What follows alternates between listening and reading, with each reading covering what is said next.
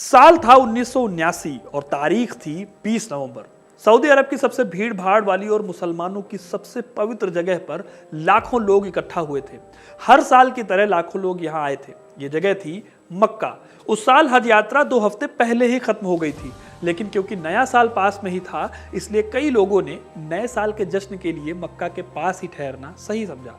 लेकिन उन्हें पता नहीं था कि वो मक्का में रुककर यहाँ की सबसे भयानक घटना के गवाह बनने जा रहे हैं। उन्हें नहीं पता था कि 20 नवंबर से लेकर अगले 14 दिनों तक का टाइम उनकी जिंदगी का वो हादसा होगा जिसे उन्होंने अपने सपने में भी नहीं सोचा था। आज मैं आपको उसी खतरनाक कहानी के बारे में बताऊंगा जब मुसलमानों की सबसे पवित्र मस्जिदों में से एक मक्का की मस्जिद पर करीब 14 दिनों तक आतंकियों ने कब्जा कर लिया था और सैकड़ों लोगों को उन्होंने मौत के घाट उतार दिया। इस घटना में मस्जिद को कब्जे से छुड़ाने के लिए पाकिस्तान जैसे देशों के कमांडर भी जुटे थे। साथ ही एक ऐसे देश ने भी मदद की थी जो खुद आज इस्लामिक हमलों की मार झेल रहा है।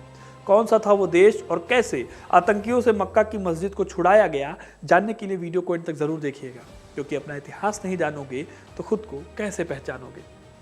1979 में हुए इस हमले के तार 1979 से पहले जाकर जोड़ते हैं। 70 का दशक बेहद क्रूशल था। मिस्र और सऊदी अरब के राजाओं में लिबरल होने का कंपटीशन चल रहा था। सऊदी अरब के राजा फैजल अब्दुल अजीज ने मिस्र के सेकुलर राजा गमाल अब्दुल नासिर के सुधारों को टक्कर देने के लिए सऊदी अरब में कई सुधार कराए। महिलाओं को अबाया पहनने की अनिवार्यता से मुक्त कर दिया गया।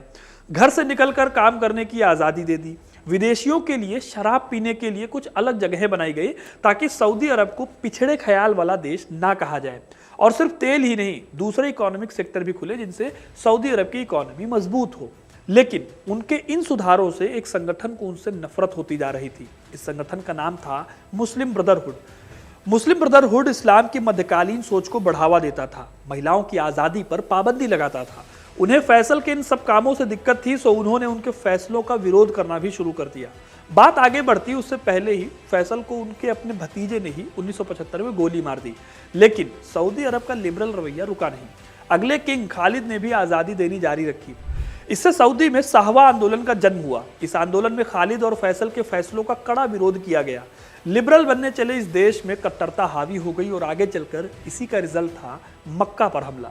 नवंबर 20 के दिन सुबह 5:15 पर जब इमाम शेख मोहम्मद अल सुबाइल ने सुबह की नमाज यानी फज्र की नमाज खत्म कराई तो अचानक मस्जिद का माहौल बदल गया। नमाज के खत्म होते ही सैकड़ों की संख्या में सफेद कपड़े पहने हथियारबंद लोग मस्जिद के अंदर घुसे।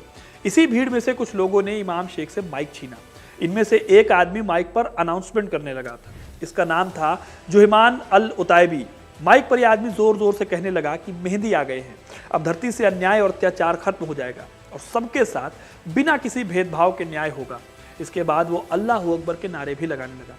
अब आप पूछेंगे कि मेहंदी कौन है, तो अगर आप इस्लामिक मान्यताओं को देखोगे तो मेहंदी को दुनिया का रक्षक बताया जाता है। हालांकि इनका जिक्र कुरान में नहीं मिलता बल्कि हदीस में मिलता है। हदीस वो किताब है जिसमें पैगंबर के द्वारा दी गई मौखिक शिक्षाएं हैं। इसमें कहा गया है कि मेहंदी कयामत के आने से पहले आएंगे और इंसाफ करेंगे। मेहंदी को ना कोई घायल कर सकता है और ना ही वो कभी मर सकते हैं। इस तरह की मान्यताओं को मानने वाले लोगों ने इस्लाम की सबसे पवित्र जगह पर ही हमला कर दिया था।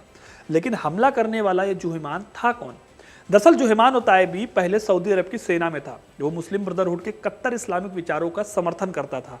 उसे सऊदी किंग्स के फैसलों से नफरत थी। उताइबी एक कट्टर सुन्नी इस्लामिक धड़े सलाफी से ताल्लुक रखता था। उसका कहना था कि सऊदी साम्राज्य इस्लाम के रास्ते से भटक गया है, वो भ्रष्ट हो गए हैं और पश्चिमी देशों के इशारे पर चल रहे हैं।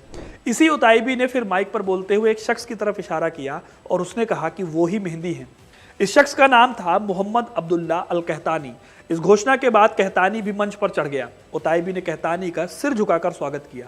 यह सब इतनी जल्दी में हुआ कि मस्जिद में अफरा तफरी मच गई। जो पुलिस वाले यहाँ तैनात थे वो मारे गए। इस हमले की प्लानिंग बहुत सोच समझ कर की गई थी। हमले के वक्त सऊदी अरब की इंटेलिजेंस एजेंसी के हेड क्राउन प्रिंस फहद बिन अब्दुल अजीज के साथ ट्यूनीशिया गए हुए थे। वहीं सऊदी नेशनल गार्ड्स के प्रमुख प्रिंस अब्दुल्ला बिन अब्दुल अजीज भी देश में न होकर मोरक्को में थे। उधर आतंकियों की पूरी तैयारी थी। उन्होंने ट्रक में भरकर पहले ही मस्जिद के अंदर बड़ी संख्या में हथियार और खाने पीने के सामान को पहुंचा दिया था। इसके लिए उन्होंने ताबूतों का इस्तेमाल किया था। इन हमलावरों में स्नाइपर भी थे। इस तरह से इन लोगों ने पुख्ता प्लानिंग करके मस्जिद के अंदर नमाज अदा करने वाले लोगों को बंधक बना लिया। इसमें सिर्फ सऊदी अरब के नहीं बल्कि कई दूसरे देशों के लोग भी थे। इन लोगों ने दूसरे देशों के लोगों को तो छोड़ दिया, लेकिन सऊदी अरब के लोगों को जाने नहीं दिया। फिर सऊदी अरब ने इस हमले को रोकने के लिए ऑपरेशन की शुरुआत की। सबसे पहले तो उसने हमले के टेलीकास्ट को बंद करा दिया। सऊदी अरब को अपने ऑपरेशन को सोच समझकर प्लान करना था, क्योंकि वो मस्जिद पर हमला नहीं कर सकता था, लेकिन बिना मस्जिद पर हमले के बात भी नहीं बन सकती थी। इसलिए सऊदी सरकार ने पहले इस्लामिक धर्मगुरुओं से बात की और मस्जिद में एक मिलिट्री ऑपरेशन चलाने की इजाज़त मांगी। इजाज़त मिलने के बाद सऊदी सेना ने हमले शुरू किए, लेकिन हमलावरों की तैयारी बेहद पुख्ता थी। काफ़ी जद्दोजहद और गोलीबारी के बीच मस्जिद के बाहरी इलाके में मौजूद हमलावरों को मार गिराया गया। सरकार ने मस्जिद की बिजली काटकर सैनिकों के मस्जिद के अंदर घुसने का रास्ता दे दिया। सेना के अंदर घुसते ही लड़ाई तेज हो गई, लेकिन इसी बीच कुछ ऐसा हुआ जिसने जंग का माहौल बदल दिया। हुआ यह कि जंग में खुद को मेहदी होने का दावा करने वाला कहतानी घायल हो गया। अब इस्लाम में मान्यता है कि मेहदी घायल नहीं हो सकते। कहतानी के घायल होते ही शोर मच गया। इसी बीच सऊदी की मदद पाकिस्तान और फ्रांस ने अपने कमांडो टीम भेजकर की। पाकिस्तान के कमांडोज को लीड कर रहे थे परवेज मुशर्रफ, जो आगे चलकर पाकिस्तान के प्रेसिडेंट भी बने। जब ये लोग यहाँ पहुंचे थे तो मिशन आधे पर था। इनके आने के बाद सऊदी की पोजीशन और भी ज्यादा मजबूत हो गई। हमलावर मस्जिद के अंडरग्राउंड एरिया में भी छिपे हुए थे। करीब 14 दिनों तक ऑपरेशन चला और 14 दिसंबर को जाकर खत्म हुआ। करीब 63 हमलावरों ने सरेंडर कर दिया। इसमें मेहदी होने का दावा करने वाले कहतानी भी थे। मारे गए लोगों में बड़ी संख्या में आम लोग शामिल थे। माना जाता है कि इस हमले में 1000 लोग मारे गए थे, लेकिन सरकार का कहना था कि यह आंकड़ा 330 था। 9 जनवरी 1980 के दिन सार्वजनिक रूप से सऊदी अरब ने कहतानी और उसके पकड़े गए बाकी साथी। दोस्तों, जब ये मक्का पर हमला हुआ तो ये अब तक का सबसे बड़ा हमला था। इस हमले में सबसे ज्यादा बदनामी सऊदी की नहीं हुई थी, बल्कि अमेरिका की हुई थी। ईरान के तत्कालीन सर्वोच्च नेता अयातुल्लाह खमैनी ने इस हमले की साजिश को लेकर अमेरिका को जिम्मेदार बताया। पाकिस्तान में भी इसका गुस्सा देखने को मिला जब गुस्साई भीड़ ने इस्लामाबाद में अमेरिकी दूतावास में आग लगा दी। साथ ही कई मुस्लिम देशों में अमेरिका विरोधी प्रदर्शन भी हुए। इस हमले ने सऊदी अरब को भी बदल कर रख दिया। लिबरल विचारों का समर्थन करने वाले सऊदी अरब में अब कट्टरपंथ और जिहाद की भावना तेजी से फैली। इसके साथ ही वहाबी कट्टरपंथ को बढ़ावा मिला।